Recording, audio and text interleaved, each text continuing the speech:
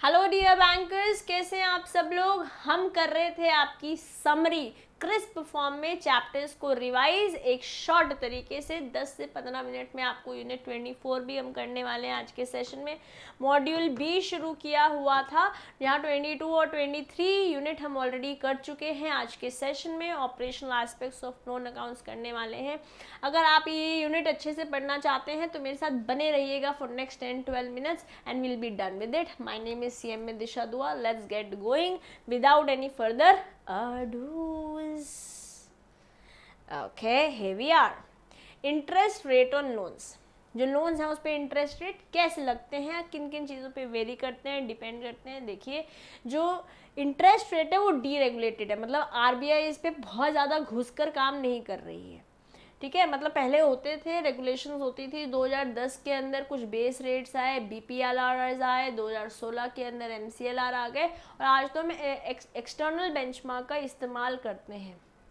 Basic framework of course दिया हुआ है RBI ने। इनिशियली हम बेस रेट सिस्टम यूज़ करते थे, फिर अपन के पास MCLR आ गया, आज हम एक्सटर्नल बेंचमार्क को एनकरेज कर रहे हैं। ये 2010 है, ये 2016 है, और हम करंट डेट की बात कर रहे हैं। ठीक है, जब मैं बेस रेट सिस्टम्स के बारे में बात करती हूँ, ये बेंचमार्क प्राइम लेंडिंग रेट है, जो कि under the chairmanship of Deepak Mohanty review करी गई थी। यहाँ से एग्जाम में बन सकता है क्वेश्चन। ठीक है जी, ये याद रखना है अपन को। जो बेस रेट सिस्टम है उसको रिप्लेस कर दिया BPLR ने। ठीक है जी, BPLR आ गया था कब? 2010 के अंदर। यहाँ पे ये 2010 से पहले की बात है। This is prior to 2010। फिर 2010 के बाद BPLR आ गया था, फिर अपन क्या MCLR आ गया था। ठीक जी, चलते हैं MCLR देखते हैं। MCLR आया 2016 के अंदर, जहाँ पर सारा फ्लोटिंग रुपी लोन्स को सैंक्शन और रिन्यू करा जा रहा था। बेसिकली अगर मैं MCLR बोलूँ तो सिंपल क्या है, MCLR हर एक बैंक अपने लिए खुद डिसाइड करता है। ऑफकोर्स RBI की गाइडलाइंस तो फॉलो करनी पड़ेगी, है ना। RBI की गाइडलाइंस तो फॉलो करनी पड़ेगी, बट ये मिनिमम सीलिंग है कि इससे नीचे हम इंटरेस्ट नहीं चार्ज करेंगे। ये हमारा मिनिमम है, इससे नीचे आपको लेना है लो, नहीं लेना तो कोई दिक्कत नहीं है। ठीक है जी, तो marginal cost of fund based lending rate जो है इंटरनल बेंचमार्क्स होते हैं, जहाँ पे कितना खर्चा हो रहा है, क्योंकि बैंक का भी तो खर्चा होगा ना पैसे लाने के लिए, इस प्रोसेस में देने के लिए। नेगेटिव कैरी ऑन अकाउंट है अगर कैश रिजर्व रेशियो के अंदर बैंक का खुद का। ऑपरेटिंग कॉस्ट क्या होने वाली है, कितने समय के लिए आप पैसे देने वाले हो, ये सारे बातों को आप ध्यान रखेंगे जब MCLR दे रहे हो, डिसाइड कर रहे होंगे। यहाँ से भी MCQ बन सकता है, ये इम्पॉर्टेंट पॉइंट है दोस्तों। ठीक जी, अब चलते हैं। अब बैंक्स को ही MCLR कम से कम 5 बारी पब्लिश करना पड़ता है ओवरनाइट। हर MCLR 1 महीने में एक बारी, 3 महीने में एक बारी, 6 महीने में एक बारी और 1 साल में एक बारी। बट अगर आपके पास एग्जाम में ऐसा क्वेश्चन आता है कि इन जनरल MCLR कब करना होता है, तो it is on pre decided date, हर महीने एक बार। बट ये 5 times 5 पब्लिशिंग रिक्वायर्ड है। अगर इन जनरल सर्कमस्टांस में आपसे पूछ लेते हैं तो उसका आंसर भी आपको पता होना चाहिए। जो स्प्रेड चार्ज होती है एग्जिस्टिंग बोरोवर्स की, वो हम increase shall not be increase except on account of deterioration in credit risk profile. अगर लग रहा है कि रिस्क प्रोफाइल कम होती चली जा रही है, जो बैकग्राउंड में जिस बेसिस पे हम लोन देते हैं वो बेटर होता चला जा रहा है, वहाँ पर आप स्प्रेड को एनहांस कर सकते हो, अदरवाइज नहीं। अब बात करते हैं exceptions from benchmark based interest rate. जो लोन्स होते हैं वो कवर करते हैं स्पेशली गवर्नमेंट ऑफ इंडिया के द्वारा, जो बने हैं गवर्नमेंट ऑफ इंडिया के द्वारा, उन पे आप ये सब बातें नहीं लगाते हुए, गवर्नमेंट की बैकिंग अप है, वहाँ पर आप मिनिमम का कोई सिस्टम नहीं है। ठीक है, वर्किंग कैपिटल लोन्स के लिए, फंड इंटरेस्ट टर्म लोन्स के लिए, जो कि अगेन किसी रीस्ट्रक्चरिंग या रेक्टिफिकेशन पैकेज के लिए आया, जनरली ये MSMEs के लिए लगता है जनरली। ठीक है, फिर बात करते हैं अगर कोई रीफाइनेंस स्कीम के अंदर कोई लोन हुआ है तो वहाँ पर भी MCLR हम अवॉइड करते हैं, एग्जेम्पशंस हैं। कौन कौन सी कैटेगरीज ऑफ लोन्स होती हैं? एक तो होता है banks depositors account against their own deposit. अगर मान लेते हैं कोई मेरा एफडी है, उसके अगेंस्ट मुझे लोन मिल रहा है, तो ये मतलब काफ़ी सेफ लोन की तरह कंसिडर किया जा रहा है कि अगर नहीं देता है पैसे तो हमारे पास एफडी है, वहाँ से निकाल लेंगे पैसे, ठीक है, बैकिंग अप है। Banks own employees including retired employees, granted to CEO या WTO of bank, loans link to market determined external benchmarks, या फिर fixed rate loan on tenure above 3 years। ये सब लोन की कैटेगरीज हैं अपन के पास, है ना, जो अभी अपन ने देखी है। अब चलते हैं लास्ट एक्सटर्नल बेंचमार्क के अगेंस्ट। 2019 के अंदर आया था, 2010 से पहले बेस था, 2010 में BPCLR आया, 2016 में MCLR आया और 2019 में एक्सटर्नल बेंचमार्क्स आ गए। हमने इसलिए बोला कि ये डीरेगुलेटेड है ना। RBI सिर्फ इंस्ट्रक्शन देती है, अल्टीमेटली प्रिस्क्राइब जो रहता है वो एज पर बैंक्स रहता है। एक्सटर्नल बेंचमार्क्स को फॉलो करते हुए you will decide your interest rates. तो जो न्यू फ्लोटिंग रेट्स हैं पर्सनल या रिटेल के, वो माइक्रो स्मॉल एंटरप्राइजेस के लिए 2019 में, और फ्लोटिंग रेट मीडियम 2020 में बेंचमार्क इस तरीके से यूज़ हो रहे थे। RBI के रेपो रेट्स, गवर्नमेंट के 3 months treasury bills, 6 months treasury bills जो FBIL के द्वारा पब्लिश करे जा रहे हैं। FBIL is financial benchmarks India private limited. और कोई भी बेंचमार्क मार्केट इंटरेस्ट रेट जो पब्लिश करता है FBIL। तो हमने क्या बोला, जो MSMEs को लोन्स दे रहे हैं उसमें रेपो रेट आ गया, 3 महीने यील्ड वाला आ गया, 6 महीने यील्ड वाला आ गया, FBIL इसको पब्लिश करती है। कोई भी बेंचमार्क मार्केट इंटरेस्ट है जो FBI पब्लिश करती है। तो इसमें मल्टीपल बेंचमार्क्स सेम बैंक से अलाउड नहीं होते सेम लोन कैटेगरी के अंदर। The loan adoption of multiple benchmarks by the same bank is not allowed with in a loan category. एक लोन कैटेगरी में अलग अलग नहीं हो सकता है, ठीक। फिर है क्रेडिट मैनेजमेंट और क्रेडिट एक्सपोजर। एक्सपोजर बोले तो रिस्क, जो ये रिस्क है इसको आप कैसे मैनेज कर रहे हो, है ना। एक जो क्रेडिट के अंदर एक्सपोजर है, जो रिस्क है, उसे कैसे मैनेज कर रहे हो। तो क्रेडिट के जो मैनेजमेंट होता है वहाँ पे अप्रेस करते हो, सैंक्शन करते हो जब लोन्स, फिर उसको रिकवरी के लिए मॉनिटर भी करते हो। अल्टीमेटली यही है मैनेजमेंट, कि अल्टीमेट हम यही चाहते हैं बैंक के रेवेन्यूज़ बढ़े और NPAs कम हो। यही तो हम चाहेंगे ना, हमारे पास पैसे आए और जो आने चाहिए वो आए ही। तो क्रेडिट मैनेजमेंट में क्या क्या टर्म्स इंक्लूड होती हैं, अगेन इंपॉर्टेंट, यहाँ से भी MCQ बन सकता है।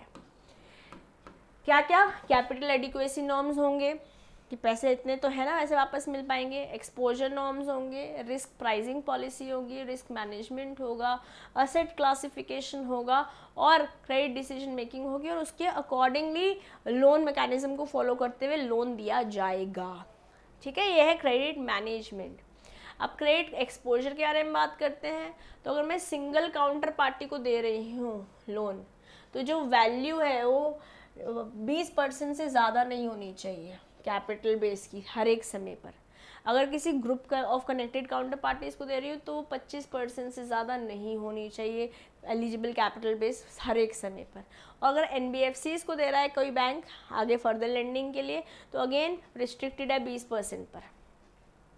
और इसकी हाईएस्ट सीलिंग जो है वो 50% या फिर more of its total finances है।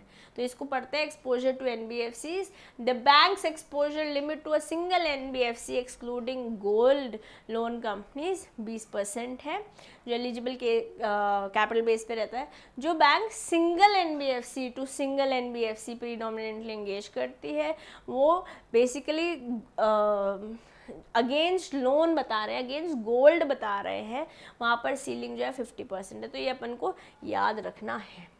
Without loan, without gold 20%, with gold 50%, और NBFC टू NBFC चल रहा है। ये है अपन क्या, single counterparty, connected counterparties and NBFCs।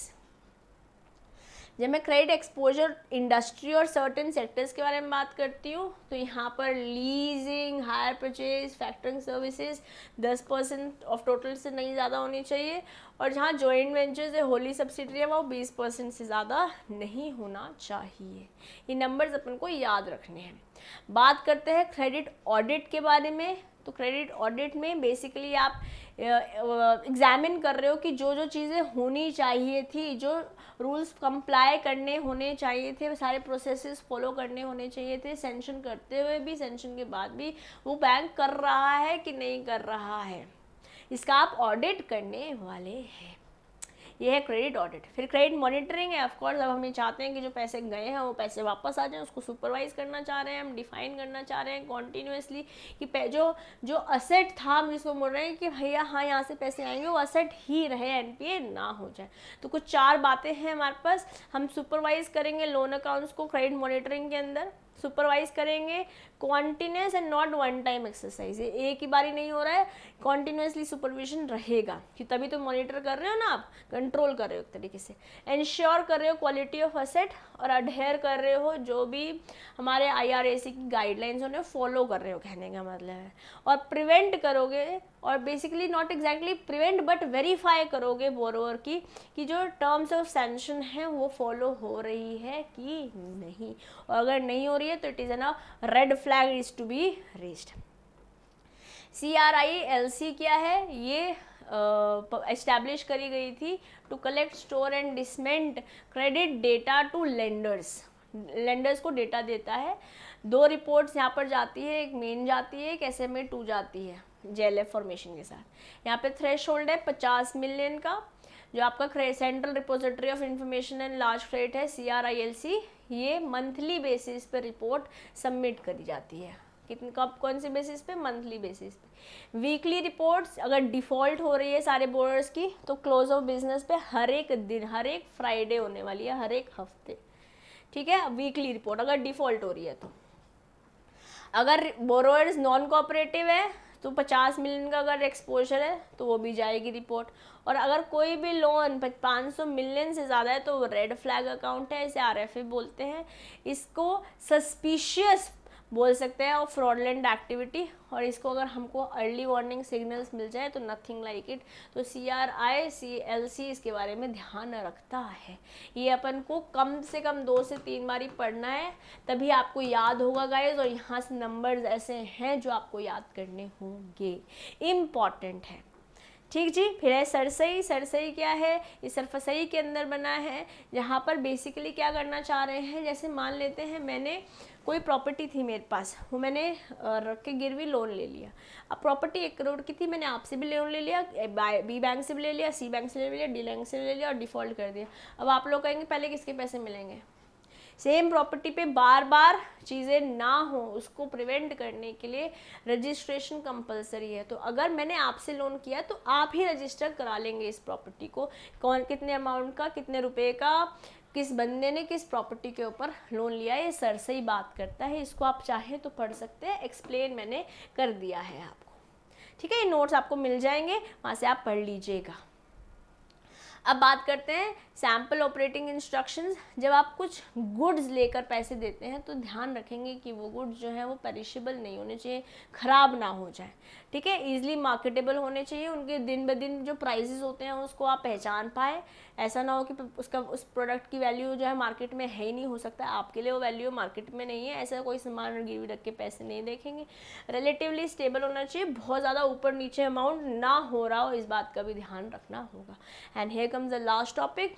आप वेयर हाउस की रिसीट के अगेंस्ट भी लोन दे सकते हैं, क्योंकि वेयर हाउस में आप गवर्नमेंट वेयर हाउसेज में आप अपना सामान रखते हैं, उस सामान के ऊपर, उस स्टॉक के ऊपर भी आपको लोन मिल सकता है ना। तो अगर सेंट्रल या state government, state warehouses में आपने सामान रखा हुआ है, उसमें प्रॉपर गुड्स क्लासीफाई करी जाएंगी, और अगर अच्छी क्वालिटी की है तो वो ग्रेड 1 to 4 में होगी, और ग्रेड 4 से ऊपर है तो बैड क्वालिटी के गुड्स रिप्रेजेंट करते हैं, ठीक है। वेयर हाउस रिसीट से आप बोरोअर्स एंडोर्समेंट हमें अवॉइड करना है, और कोई भी एडवांस नहीं देना है, non negotiable warehouse receipt में। ये ना हो कि पता चल रहा है हमने किसी को दिया और आगे एंडोर्स हो गया और उसके ऊपर लोन चल रहा है, no, it is non negotiable, non endorsement, है ना। फिर क्या बोल रहे हैं, जो वेयर हाउस रिसीट है जहाँ पे एडवांस दिए जाते हैं वो by the borrower in favour of bank होने चाहिए, किसी और को नहीं देना है, सिर्फ और सिर्फ, और किसी और से लिए हुए भी नहीं देना है, आपके खुद के होंगे जो आप बैंक को रिसीट दे देंगे कि अगर भाई तूने पैसे नहीं दिए तो तेरा सामान बेच के हम पैसे रिकवर कर लेंगे, तो एक तरीके से लियन बन जाएगा। अब आता है educational loan, this is actually the last topic, warehouse नहीं था। रेसिडेंट एजुकेशनल लोन में क्या हो रहा है, यहाँ पर सर्विस एरिया नॉर्म्स नहीं लगते हैं, यहाँ से भी बन सकता है आपका MCQ। एजुकेशनल लोन बंदा इंडिया का हो, NRI हो, पर्सन ऑफ इंडियन ओरिजिन हो, ओवरसीज सिटीजन ऑफ इंडिया हो, कोई बंदा अब्रॉड पढ़ने जा रहा हो, ले सकते हैं लोन, ठीक है। और जो भी प्रोसेस रहेगा वो फॉलो करना पड़ेगा। स्टूडेंट बोरोवर को हायर एजुकेशन के लिए अगर लोन चाहिए तो सिलेक्शन प्रोसेस देखना पड़ेगा, हो सकता है वो बेनिफिशियरी में भी आइडेंटिफाई हो जाए, PM care for children scheme, और कोई स्पेसिफिक रिस्ट्रिक्शन एक्चुअली यहाँ पर नहीं है। तो क्या क्या बातें आप ध्यान रखोगे जब आप लोन दे रहे हैं, आप ट्यूशन फ़ी देखेंगे, हॉस्टल फ़ी देखेंगे, ट्रैवल एक्सपेंस देखेंगे, इंश्योरेंस प्रीमियम की अगर कोई क्वेश्चन, मतलब जैसे हम मुंबई में घर रेंट पे लेते हैं तो 1 साल का डिपॉजिट देते हैं, दिल्ली में लेते हैं तो 2 महीने का भी डिपॉजिट होता है, तो अलग अलग जगह पे अलग अलग डिपॉजिट है, तो वो देखने पड़ेंगे रिफंडेबल डिपॉजिट का अमाउंट क्या है, किताबें खरीदनी है, कंप्यूटर खरीदना है, कोई एक्सपेंसेस और हैं या ऊपर कुछ मेंशन नहीं कर रखा है वो भी आता है, तो वो एक्सपेंसेस को ध्यान में रखते हुए आप लोन देंगे एजुकेशन के पर्पज़ के लिए। अगर इंडिया में लोन दे रहे हैं 4 लाख तक कुछ भी मार्जिन मेंटेन नहीं करना है, very very important, you guys have to learn this, इसको याद करना है। अगर 4 लाख से 7.5 लाख तक का लोन दे रहे हैं तो 5% का मार्जिन आपको मेंटेन करना है, और 7.5 लाख पे बैंक डिपेंड करेगा कि कितने रुपए का आपको मार्जिन मेंटेन रखना है। अगेन, चाहे वो इंडिया में पढ़ रहे हो चाहे बाहर पढ़ रहे हो, 4 लाख तक जीरो है, 4 लाख से 7.5 लाख पे 15% है, इसका डबल ही हो गया ऑलमोस्ट। और जैसे यहाँ पे 7.5 लाख पे से ज़्यादा पे बैंक डिसाइड करा था, यहाँ पर भी चाहे आप बाहर पढ़ने जा रहे हो बैंक ही डिसाइड करेगा कितना मार्जिन होना चाहिए। अब जब पैसे दे रहे हैं इंडिया में या इंडिया से बाहर पढ़ने के लिए, तो जो पीछे सारी बातें पढ़ी उनको एक हमने जिस्ट में देख लिया है, बट जैसे मान लेते हैं कंप्यूटर लेने के लिए पैसे दिए तो कंप्यूटर हाइपोथेकेटेड होगा, जैसे गाड़ी का लोन लेते हैं उस तरीके से कंप्यूटर का लोन भी हो जाएगा, ठीक है। अब यहाँ पे मोरेटोरियम रहता है कोर्स पीरियड, जैसे फॉर एग्जांपल 5 इयर्स का कोर्स है तो उसमें छुट्टियाँ और 5 इयर्स मिलाकर और 1 साल और मिलाकर आपका मोरेटोरियम कूलिंग पीरियड रहता है, पढ़ाई कर लो और उसके बाद जॉब लगा के पैसे हमको वापस देना। जैसे MBA किया आपने या इंजीनियरिंग करी, 4 साल की इंजीनियरिंग की, 2 साल का MBA था, वट जिसके लिए भी आपने लोन लिया, जैसे आपने IIM के में पढ़ाई करने के लिए लोन लिया तो 2 इयर्स वो plus 1 more year moratorium period हो जाता है, ठीक है। मैक्सिमम 1 ईयर हो सकता है, रीपेमेंट करना पड़ेगा, मैंडेटरी रहेगा। अगर आप लोन ले रहे हैं तो insurance policy, life insurance policy लेना कंपलसरी है, और 7.5 लाख रुपए तक कोई प्रोसेसिंग फ़ीस भी नहीं लगती है। अब यहाँ से भी बन सकता है MCQ। जो पूरा एजुकेशनल लोन है आपके लिए बहुत इंपॉर्टेंट है, ध्यान से जो मैंने पढ़ाया वो तो अभी आपने सुना ही होगा, बट ये नोट्स आपको ज़रूर देखने हैं, ओके। ये नोट्स का आप एक्सेस ले पाएंगे जब आप Telegram group if you have joined it, ठीक है। और PW ऐप से भी मिल जाएगा। व्हीकल लोन्स भी मिल पाते हैं आपको। LTV यहाँ पर 10 लाख अप टू 10 लाख 85% की रहती है, 10 लाख से ऊपर 80% तक बैंक लोन देता है। हाइपोथिकेशन यहाँ पर होती है, ऑफकोर्स बैंक के पास हाइपोथिकेटेड रहेगा ये व्हीकल जब तक आप पैसे नहीं देते। और व्हीकल का इंश्योरेंस मार्केट वैल्यू है 10% एटलीस्ट रहेगा लोन अमाउंट से ऊपर, जो भी ज़्यादा है विच एवर इज़ हाई, तो ये भी अपन को याद रखना है। एजुकेशनल लोन सबसे ज़्यादा इंपॉर्टेंट है, बट जो छोटी छोटी बातें मैंने आपको बताई है ये सारी बातें भी इंपॉर्टेंट है और हमको याद रखनी है। इसी के साथ होता है हमारी summary for unit 24 also done. I hope guys you had a great time learning.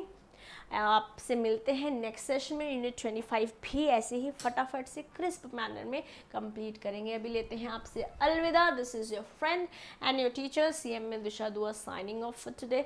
Bye bye.